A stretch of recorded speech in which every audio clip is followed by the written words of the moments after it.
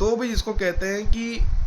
फेफड़े को भी पूरे शरीर की सहयोग करने में आखिरी तक पूरी वो करनी, क्योंकि पूरा शरीर नहीं रहेगा ना तो वो फेफड़ा कितना ही स्वस्थ होगा, फेफड़ा वो कुछ नहीं कर पाएगा। वो जिसको बोलते हैं कि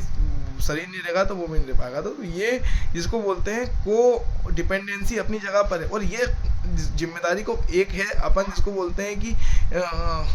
खूब अपन हेवा लेके कर रहे हैं इस जिम्मेदारी को पूरी, है ना। पर बाकी एक है सात्विकता बस ज्ञान के परिणाम स्वरूप करना, दूसरा है राजसिकता बस यानी लाभ का लोभ और हानि के भय से करना, और तीसरा है अज्ञान के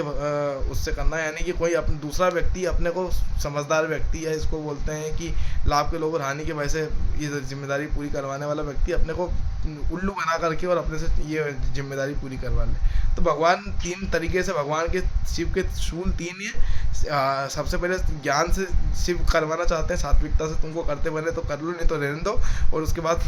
राजसिकता से शिव करवाना चाहते हैं, यानी लाभ का लालच और हानि का भय दे करके, उससे भी नहीं होता है तो फिर इसको बोलते हैं कि तुमको तामसिकता से शिव करवाते हैं। और वो जिसको कहते हैं नी, जिसको बोलते हैं ये तीन शूल है, और जो इन तीनों को समझ लेता है, जान लेता है, पहचान लेता है, उसके हाथ में त्रिशूल रहता है, उसका पूरा का पूरा नियंत्रण इन तीनों की तीनों सात्विकता, रासिकता और तामसिकता में हो जाता है। तो जहाँ तक मेरे को याद आ रहा है, मांडूक्य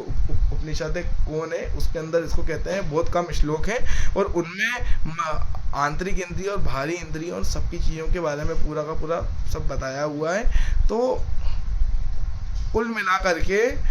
अपने को ये सात्विकता, रासिकता और तामसिकता इनसे परे यानी तुरीय अवस्था के बारे में जो वहाँ पर बताया गया है उस पे जाना है, यानी अपने को शिवत्व की स्थिति में आना है। इसलिए नहीं आना है